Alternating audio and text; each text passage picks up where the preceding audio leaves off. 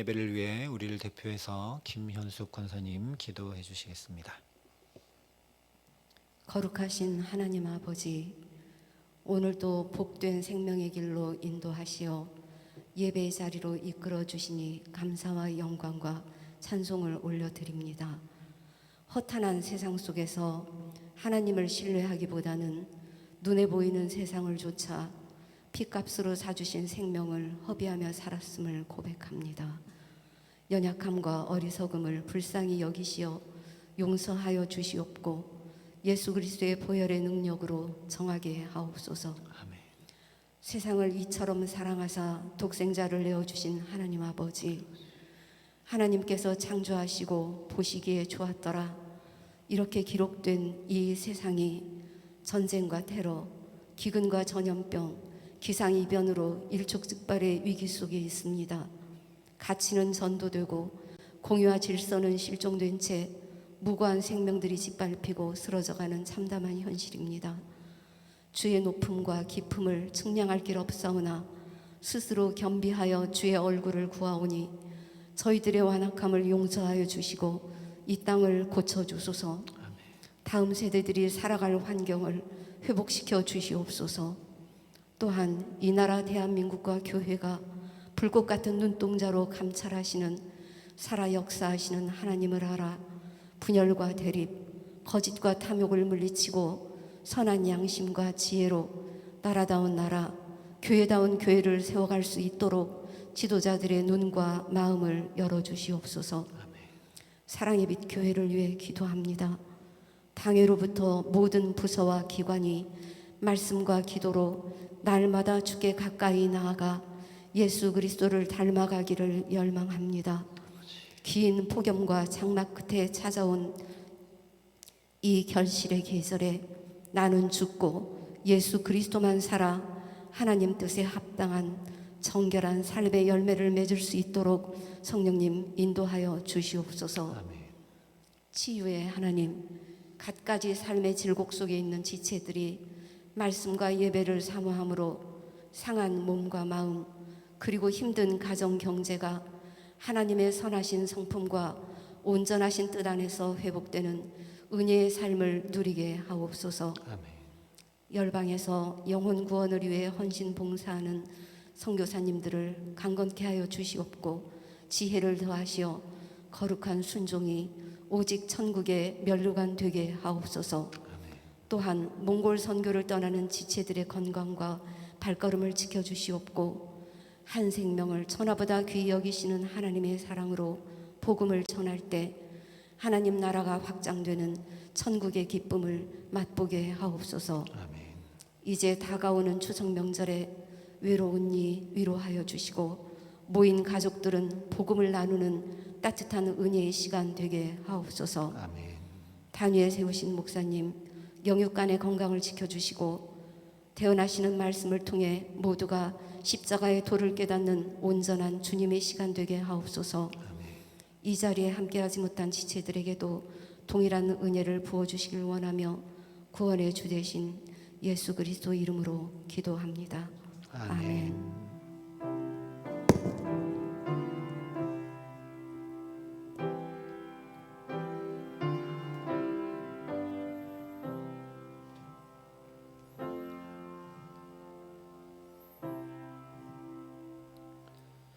오늘 우리에게 주시는 하나님 말씀은 마태복음 13장 31절과 32절의 말씀입니다.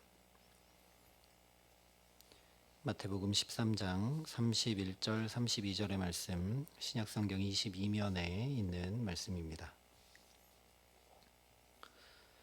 마태복음 13장 31절 32절의 말씀을 제가 봉독해 드리겠습니다. 하나님의 말씀입니다. 또 비유를 들어 이르시되 천국은 마치 사람이 자기 밭에 갖다 심은 겨자씨 한 알 같으니 이는 모든 씨보다 작은 것이로되 자란 후에는 풀보다 커서 나무가 되매 공중의 새들이 와서 그 가지에 깃들이느니라. 아멘. 마태복음 13장에서 예수님께서 하나님 나라를 여러 가지 비유로 말씀해 주고 계십니다. 오늘 말씀은 우리가 잘 아는 겨자씨 비유의 말씀입니다. 예수님께서 이 천국 비유를 얘기하실 때 계속 천국은 마치 무엇과 같다 이렇게 이야기를 하십니다.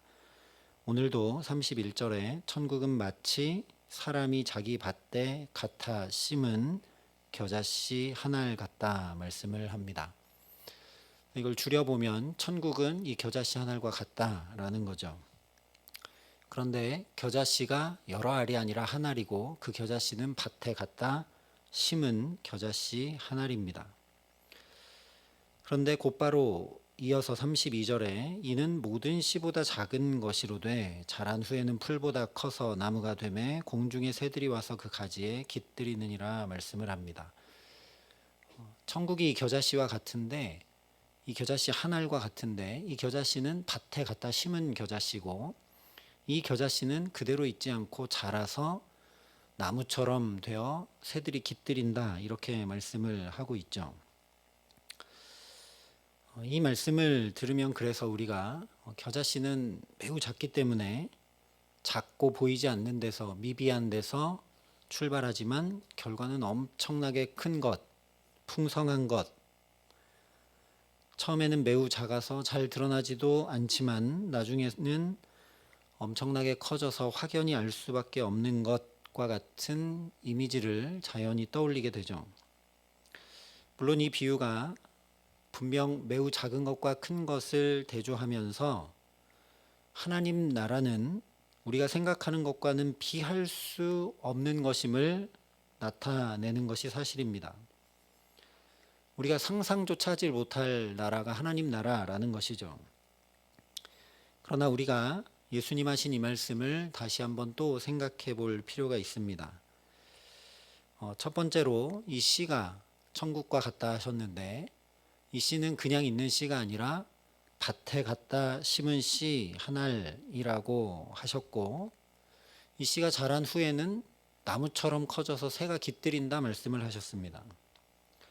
그래서 한 가지 생각하게 되는 것은 이 겨자가 그렇게 크게 자라나 이런 생각이 드는 거죠. 새가 거기에 깃들일 만큼 그렇게 크게 자라는가? 이스라엘에는 여러 종류의 겨자가 있다고 합니다. 그 중에 흑겨자와 백겨자가 대표적인 겨자인데 신약 성경에 기록된 이 겨자는 아마도 흑겨자였을 것이라고 학자들이 추정합니다. 그런데 이 흑겨자의 씨앗은 직경이 1mm 정도로 매우 작지만 자라면 최소 1m 정도를 자라고 토양의 상태에 따라서 비옥한 토양이면 2m 내지 3m까지도 자란다고 합니다. 그래서 예수님이 주로 말씀을 전하고 사역하셨던 갈릴리 지역에는 1m 정도 크기가 되는 겨자들이 많이 있었다라고 합니다. 다 자란 후에는 그 줄기의 굵기도 굵어져서 실제로 새들이 와서 앉아서 쉬기도 하고 가을에는 이 겨자의 씨앗을 새들이 즐겨 찾아 먹었다고 합니다. 그러니 오늘 예수님께서 말씀하신 대로 새들이 그야말로 와서 깃드는 나무였던 것이죠. 만약에 우리가 가지고 있는 이미지 그대로 작은 것이 커지고 눈에 띄지 않는 것이 확연히 드러나는 것이고 그런 것이 하나님 나라를 말씀하시는 것이라면 예수님의 말씀 그냥 여기서 끝나면 됩니다. 겨자씨처럼 아주 작은 씨 한 알이 자라서 새가 깃들일 만큼 되었다 하는 데서 그런 의미는 이미 다 드러났기 때문입니다. 그런데 예수님께서 여기서 말씀을 끝내지 않으시고 공중에 새들이 와서 그 가지에 깃들이느니라 라고 말씀을 맺으십니다. 새들이 깃든다고 하는 것은 이렇게 가지가 쭉 뻗고 잎이 무성한 나무를 우리가 금세 떠올리게 되죠. 그래서 에스겔 31장에 보면 그 나무가 물이 많음으로 키가 들의 모든 나무보다 크며 굵은 가지가 번성하며 가는 가지가 길게 뻗어나갔고 공중의 모든 새가 그 큰 가지에 깃들이며 들의 모든 짐승이 그 가는 가지 밑에 새끼를 낳으며 모든 큰 나라가 그 그늘 아래 거주하였느니라 기록하는 말씀이 있습니다. 나무에 물이 많다라는 건 생명이 넘친다는 것이죠. 봄에 이제 나무에 물이 오른다, 새싹에 물이 오른다 하는 표현은 생명이 움트고 생명이 넘친다라는 그런 표현입니다. 그래서 이 물이 많은 나무에 새도 깃들고 짐승도 그 가지 아래 새끼를 낳고 이 나무에 생명이 넘치기 때문에 새와 짐승에게까지 그 생명이 흘러간다라는 이야기입니다. 예수님께서 분명히 이 씨앗이 자란 후에는 이라고 말씀을 하십니다. 생명은 자라는 것이죠. 이것은 겨자씨 한 알에 대해서 예수님께서 처음 표현하신 것과 일맥상통합니다. 이 겨자씨 한 알이 그냥 있는 씨앗이 아니라 밭에 갖다 심은 씨앗이라고 하셨기 때문입니다. 아무리 씨앗을 갖다 심어도 이 씨앗이 말라 비틀어져 버려서 생명력이 없는 것이라면 그냥 썩어 없어지고 말겠죠. 그러나 그야말로 직경이 1mm 정도밖에 안 되는 아무리 작은 씨앗 그 한 알뿐이라 할지라도 그 씨가 생명을 품고 있으면 보통 1m 정도, 잘 자라면 2m에서 3m까지 자라서 새들이 깃든다라는 겁니다. 우리가 주목해야 될 것은 그 생명력이라는 것입니다. 하나님 나라는 이처럼 생명이 약동하는 나라입니다.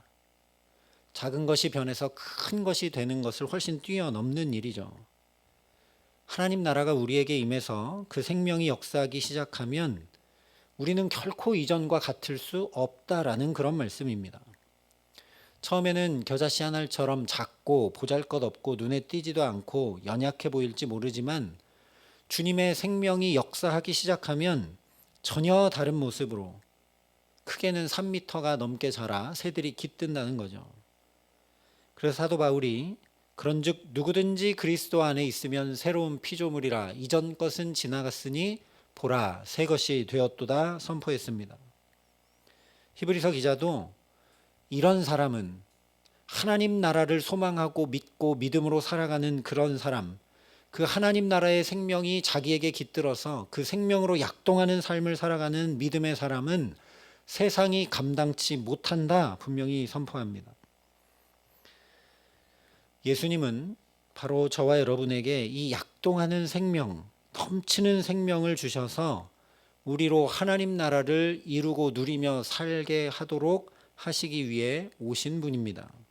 그래서 요한복음 10장 10절에 내가 온 것은 양으로 생명을 얻게 하고 더 풍성히 얻게 하려는 것이라 분명하게 말씀해 주셨습니다. 그러니 이것을 사모해야 합니다. 우리 삶에, 우리 일터에, 우리 가정에, 우리 자녀들에게 또 주님의 몸된 교회에 이 세상에 하나님의 이 놀라운 생명이 약동하고 역사해야 합니다. 우리 권사님 기도해 주신 대로 참으로 참담한 현실을 살아갑니다. 자연재해가 끊임없고 공의와 정의는 무너져 내리고 무엇이 옳은 기준인지 알기 어려운 시대, 진리가 무엇이고 진실이 무엇인지 다 희미해져 버린 그런 시대를 우리가 살아갑니다. 이런 시대 가운데, 이런 세대 가운데 하나님의 놀라운 생명이 우리 가운데 임하고 약동하고 역사하지 않으면 우리는 결코 새로워질 수 없고 살아갈 수 없습니다. 그러니 주님으로부터 이 놀라운 하나님 나라의 생명이 임하기를 간절히 기도하고 열망하는 저와 여러분 될 수 있기를 소망합니다. 그러면 반드시 변하여 새 삶이 되고 변하여 새 가정이 되고 변하여 새 사람이 됩니다. 누구든지 그리스도 예수 안에 있으면 새로운 피조물이 됩니다. 실제 주님께서 가시는 자리마다, 주님께서 임하시는 곳마다, 주님께서 만나는 사람마다 그 놀라운 생명이 약동하여 변하여 새로움을 경험하게 되었습니다. 문둥병이 깨끗하게 되고 눈먼 자는 보게 되고 앉은뱅이는 일어나게 되고 먹을 것이 없을 때 오병이어의 기적으로 배불리 먹고 12광주리가 남게 되고 귀신 들렸던 아이는 주님을 만나자 온전케 됩니다. 심지어 죽은 나사로는 다시 살아나게 됩니다. 그야말로 생명을 얻고 풍성히 얻게 됩니다. 그러니 하나님 나라의 주인공이시고 하나님 나라 자체이시고 하나님 나라를 우리에게 후히 주시고 누리게 하시기 위해 오신 그 예수 그리스도를 우리가 다시 열망하고 사모하고 붙잡고 놓지 않고 따라가는 주님의 사람들 되게 하시기를 예수님의 이름으로 간절히 축원합니다. 이것을 위해서는 내가 없어야 합니다. 이것이 가장 중요합니다. 바로 이것 때문에 오늘 예수님께서 이 비유를 말씀하시면서 그 어떤 것보다도 먼저 천국은 마치 사람이 자기 밭에 갖다 심은 겨자씨 한 알 같다라고 말씀하신 것이죠. 그냥 있는 겨자씨 한 알이 아닙니다. 밭에 갖다 심은 겨자씨 한 알입니다.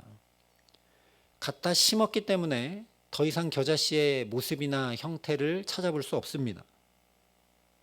마찬가지로 나의 자아, 욕심, 계획, 악과 독, 시기, 질투, 불만, 음란, 탐욕 등등 나의 모든 것, 아니 나 자체가 없어져야 합니다.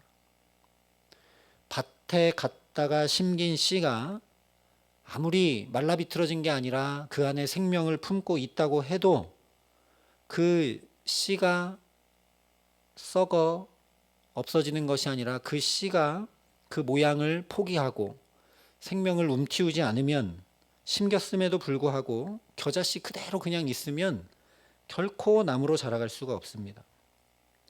그러면 결국 생명력이 전혀 없는 원래부터 말라 죽은 씨와 하나 다를 바 없게 되는 것이죠. 그냥 땅속에서 썩고 말게 됩니다. 그러니 나는 죽고 예수로만 사는 것이 참 생명이요 하나님 나라가 임하는 것입니다. 그래서 사도 바울도 갈라디아 교인들에게 이렇게 고백하죠. 내가 그리스도와 함께 십자가에 못 박혔나니 그런즉 이제는 내가 사는 것이 아니요 오직 내 안에 그리스도께서 사시는 것이라. 또 고린도 교인들에게는 사도 바울이 이렇게 선포합니다. 형제들아 내가 그리스도 예수 우리 주 안에서 가진 바 너희에 대한 나의 자랑을 두고 단언하노니 나는 날마다 죽노라. 골로새 교인들에게도 이렇게 강권합니다. 그러므로 땅에 있는 지체를 죽이라. 곧 음란과 부정과 사욕과 악한 정욕과 탐심이니 탐심은 우상 숭배니라. 사도 바울이 계속해서 얘기합니다. 나는 날마다 죽는다. 내가 그리스도와 함께 십자가에 못 박혔다. 땅에 있는 지체를 죽이라. 그래야 예수로 살 수 있기 때문입니다.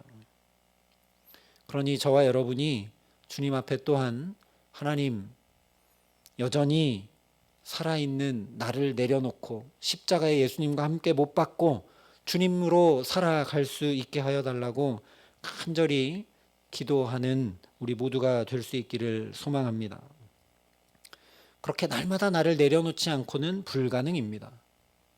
내 고집이 있고 내 계획이 있고 내가 살아온 방식이 있는데 이것을 내려놓지 않고 어떻게 새로워질 수 있겠습니까?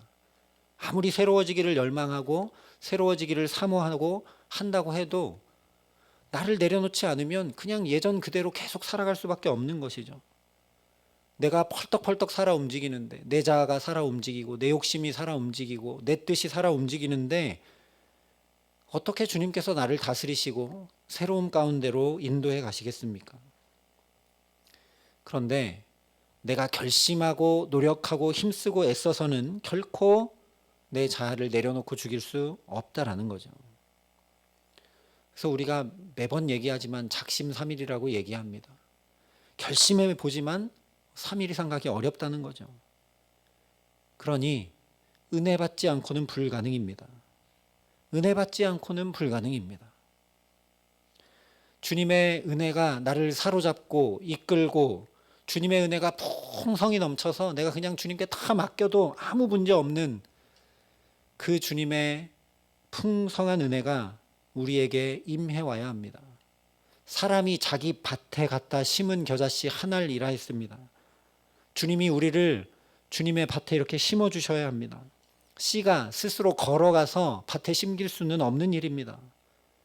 그렇기 때문에 오늘도 주님께서 저와 여러분을 이 귀한 예배의 자리, 은혜의 자리로 부르시고 붙드신 줄 믿습니다.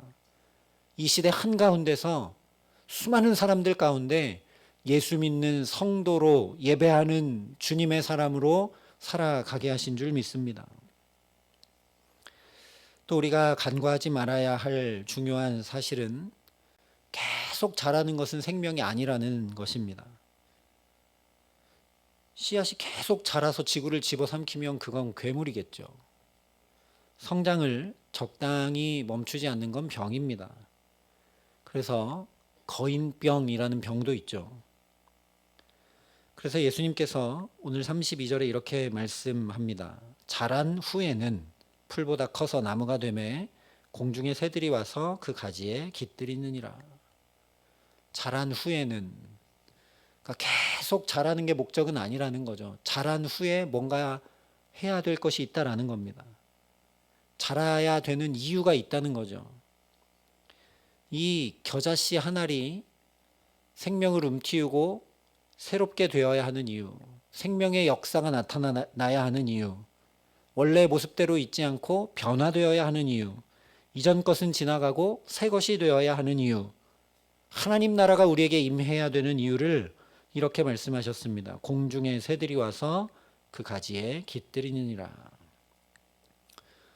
이 씨가 그냥 자기만 양분을 잘 빨아먹고 튼튼한 가지를 세워서 잘 자라 자기만 생명을 풍성히 얻는 것이 아니라는 겁니다. 새들이 이 나무에 와서 깃들이고 쉼과 회복과 생명을 얻게 합니다.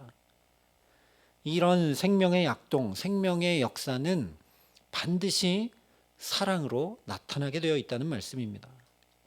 넘치는 생명이 흘러가게 해야 합니다. 그것이 참 생명입니다. 이 생명은 반드시 사랑으로 나타나고 표현될 때 참 생명이 됩니다. 벼도 이제 추석이 다가오면서 익는 걸 보면 반드시 고개를 숙여 열매를 맺죠. 그리고 그 열매는 다시 우리에게 밥이 되어서 생명이 됩니다. 이것이 하나님 창조하신 만물의 이치입니다. 우리가 예수님을 만나 구원을 받고 그 예수님으로 인해 내가 생명을 얻고 풍성히 얻으며 그 생명이 나에게만 역사하는 것으로 끝나는 것이 아닙니다. 우리의 믿음, 우리의 신앙, 우리에게 임해온 은혜, 이것은 반드시 우리를 통해 또 사랑으로 표현되어야 합니다. 우리를 통해 또 복음이 전파되어야 합니다. 그래서 우리 안에 하나님의 생명과 사랑이 차고 넘쳐서 우리를 통해 많은 사람들, 우리의 남편과 아내도, 부모와 자녀도, 우리의 친족들도, 우리가 만나는 이웃들도, 동료들도 우리의 품 안에 이렇게 깃들 수 있도록 해야 합니다. 그것이 바로 하나님 나라 천국입니다. 물론 나를 보면 겨자씨처럼 정말 작고 보잘것 없습니다. 그러나 하나님의 사랑이, 하나님의 생명이 내게 역사하기 시작하면 나의 삶이 넉넉히 사랑으로 품는 하나님 나라를 반드시 이루게 하십니다. 물질이 많아져서가 아닙니다. 예수님으로 가득 차서 내가 주님의 손과 발이 될 때 얼마든지 가능합니다. 우리가 어떤 사람을 위해 기도할 수도 있는 것이고, 손을 한번 꼭 잡아줄 수도 있는 것이고, 격려와 위로와 사랑의 말을 건넬 수도 있는 것이고, 그 사람 곁에 있어줄 수도 있는 것입니다. 예수로 내가 가득 차게 되면 그렇게 나의 사랑과 생명이 필요한 사람이 보이게 되고, 반드시 내가 그 생명을 전하고 복음을 전하고 깃들이며 쉬고 또 생명을 얻을 수 있도록 내가 예수님 뒤따라 살아가게 마련입니다. 그러니 이 비유의 말씀을 듣고서 저와 여러분 마음에 이 조그만 겨자씨 한 알의 이미지만 남아 있으면 안 됩니다. 언제나 하나님 나라 비유 말씀을 들으면 곧바로 우리는 예수님이 생각나야 합니다. 이 모든 것을 예수님께서 보이시고 행해 주셨습니다. 이 겨자씨 한 알, 오늘 말씀하신 이 겨자씨 한 알의 모습이 곧 예수 그리스도의 모습입니다. 사람들이 예수님을 향해서 나사렛에서 무슨 선한 것이 날 수 있느냐? 저는 먹기를 좋아하고 탐하기를 좋아하고 세리와 죄인들의 친구다 라는 평판을 들으실 정도로 이 땅에서 정말 보잘것 없으셨습니다.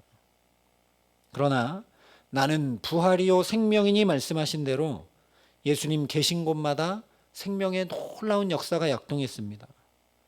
몸만 낫는 것이 아니라, 필요만 채워지는 것이 아니라 삶이 소생하고 영혼이 살아나며 구원받는 놀라운 역사가 일으켜졌습니다.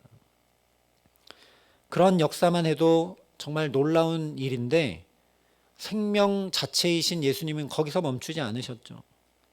자존심 조금 죽이고 성질 조금 죽이고 육신의 정욕, 안목의 정욕, 이생의 자랑만 죽이신 것이 아니라 실제 당신의 생명을 아낌없이 저 십자가에 다 쏟으셨습니다. 죄의 싹신 사망을 오롯이 당신의 온 몸과 삶으로 다 담당하셨습니다. 그러자 겨자씨는 온데간데 없고 온갖 새가 와서 깃드는 생명 넘치는 나무가 된 것처럼 생명의 역사의 극치인 부활의 첫 열매가 되셨습니다. 우리가 그래서 예수 그리스도를 통해 감히 사망아 너의 승리가 어디 있느냐, 사망아 내가 쏘는 것이 어디 있느냐 담대히 고백할 수 있도록 사망의 권세, 죽음의 권세를 다 무너뜨리셨습니다. 실제 그렇게 우리에게 놀라운 생명이 되어주셨습니다. 우리가 그냥 그래서 죽는 것으로 끝나지 않기 때문에 우리에겐 참된 소망이 있고, 우리가 부활하여 주님처럼 영광스러운 몸을 입고 하나님 나라에서 기쁨과 찬양으로 살아갈 소망이 있기 때문에 우리가 오늘도 주님의 사람들로 살아갈 수 있는 것이죠. 수고하고 무거운 짐진 자들아 다 내게로 오라 내가 너희를 쉬게 하리라 하신 말씀 그대로 정말 새들이 와서 깃드는 가지처럼 예수님의 품에서 쉼과 위로와 평안, 회복과 치유와 기쁨을 가득 얻게 하셨습니다. 그러니 저와 여러분이 이 예수님으로 정말 가득 차기를 소원합니다. 어디에 평안이 있을까? 어디에 쉼이 있을까? 어디에 위로가 있을까? 쫓아다니고 찾아다니고 다른 무엇으로 채우려고 하는 것이 아니라 놓쳐버린 예수님을 다시 똑바로 바라보고 붙들고 나아갈 수 있기를 간절히 기도합니다. 그래서 누가 건드리면 불평이 나오고 화가 나오고 짜증이 나오고 낙심이 나오고 걱정, 근심, 한숨이 나오는 것이 아니라 누가 나를 건드리기만 하면 아 주님이 계신다. 아 주님이 행하신다. 아 주님이 나를 붙들고 계신다. 그럼에도 불구하고 주님은 반드시 일하고 계신다 라고 누가 건드리기만 해도 예수님이 나오는 그런 사람들 될 수 있기를 간절히 기도합니다. 이처럼 하나님 나라는 모든 것이 다 갖춰지고 저 멀리 어디 나를 맞아주기 위해 마련된 별천지가 아닙니다. 하나님 나라는 우리가 이 땅에서의 생명을 마감하고 어디론가 가는 시공간에 제한된 어떤 것이 아닙니다. 바로 오늘 여기 이 자리에서 예수를 나의 구주 삼고 그 예수와 동행하고 그 예수께 아뢰고 그 예수를 의지하며 그 예수로 가득 차 살아가는 우리의 삶 자체가 곧 하나님 나라라는 사실입니다. 우리도 오늘 예수님 비유처럼 나를 내려놓고 나를 통해서 생명이 흘러가게 하고 나는 작고 보잘것없는 사람이지만 주님의 은혜를 받고 또 받아서 그 주님의 은혜가 차고 넘쳐서 나 같은 사람에게도 누군가 와서 쉬고 누군가 와서 위로를 얻고 그렇게 사람들이 깃들 수 있을 만한 그런 사람으로 살아가는 우리의 삶이 곧 하나님 나라라는 이야기입니다. 그렇게 나를 죽이고 예수로 사는 하나님 나라를 이루기 위해 우리가 가장 우선적으로 할 수 있고 또 해야 하는 가장 중요한 일은 바로 예배입니다. 그래서 사도 바울이 이렇게 이야기하죠. 그러므로 형제들아 내가 하나님의 모든 자비하심으로 너희를 권하노니 너희 몸을 하나님이 기뻐하시는 거룩한 산제물로 드리라. 이는 너희가 드릴 영적 예배니라. 참으로 이렇게 지금 수요일 저녁에도 얼마든지 다른 거 할 수 있고 명절 연휴를 앞두고 얼마든지 다른 것 할 수 있지만 하나님 앞에 시간을 구별하고 마음을 구별하고 삶을 구별하여 드리는 것은 그야말로 나의 생명을 드리는 일입니다. 지금 그렇게 저와 여러분이 하나님 임재 앞에 엎드려 예배하는 줄 믿습니다. 이 자리에서 예배하는 일뿐 아니라 우리 몸을 하나님이 기뻐하시는 산 제물로 드리라 하신 그 말씀 그대로 사람들에게 착한 행실로 우리의 시간으로 우리의 물질로 우리의 재능으로 하나님 앞에 이웃들을 섬기고 사랑하며 살아가는 것, 그것이 곧 예배인 줄 믿습니다. 사도 바울이 또 이렇게 선포합니다. 또한 너희 지체를 불의의 무기로 죄에게 내주지 말고 오직 너희 자신을 죽은 자 가운데서 다시 살아난 자 같이 하나님께 드리며 너희 지체를 의의 무기로 하나님께 드리라. 우리 지체를 의의 무기로 하나님께 내어드리면 하나님이 의의 무기로 우리를 붙잡고 사용하신다라는 거죠. 죄의 무기로 내주지 말고 하나님께 자꾸 내어 맡기라는 겁니다. 우리가 가장 잘 내어 맡길 수 있는 자리는 이 예배의 자리입니다. 그런데 이 예배의 자리가 무너지면 어떻게 되겠습니까? 다 무너질 수밖에 없는 거죠. 그러니 예배 때마다 목마름과 소망을 가지고 나와서 은혜와 생명이 넘치는 가운데 나의 예배가 살아나면 모든 것이 반드시 살아나게 되어 있고 우리 삶에 하나님 나라가 임하게 되어 있습니다. 이것을 에스겔 선지자에게 하나님께서 환상으로 보여주셨습니다. 성전에서부터 물이 흐르기 시작하여 발목에 차고 무릎에 차고 머리 정수리까지 넘치도록 차고 그 물이 흘러가서 온갖 생명들이 살아나는 모양을 하나님께서 보여주신 것이죠. 우리의 예배를 하나님 앞에 깊이 다시 되돌아볼 수 있기를 소망합니다. 예배도 편의를 따라 드리기 쉽고 나 중심으로 드리기 쉬운 이 시대 가운데 참으로 예배를 귀히 여기고 그 어떤 것과도 타협하지 않으며 신령과 진정으로 온전히 예배하는 예배자, 하나님께서 오늘도 찾으시는 그 예배자로 저와 여러분이 살아가게 하시기를 간절히 기도합니다. 그러니 뻥튀기처럼 조그만 것이 큰 것이 되는 그런 것을 훨씬 뛰어넘어서 참 생명이 가득 넘치는 사랑의 하나님 나라로 오늘도 주께 붙들려 주와 동행하며 한 걸음 한 걸음 살아가는 저와 여러분 될 수 있기를 간절히 기도합니다. 겨자씨 한 알과 같이 연약하고 작고 보잘것 하나 없는 나는 결코 할 수 없기 때문에 부활 생명 되신 예수, 구원 되신 예수, 사랑 자체이신 예수, 하나님 나라 자체이신 예수 그리스도로만 가득 차게 하여 주시기를 간절히 소망합니다. 그래서 참으로 약동하는 하나님 나라, 넘치는 생명과 풍성한 사랑을 누리고 또한 그 생명과 사랑을 내 곁에 두신 사람들, 내가 만나게 하시는 사람들과 함께 나누는 삶을 오늘도 살아가고 내일도 살아가게 하시는 주 예수님만 바라보고 의지하며 그 주님만 더욱 사랑하는 귀한 은총 가운데 살게 하시기를 우리 구주 예수 그리스도의 이름으로 간절히 축원합니다.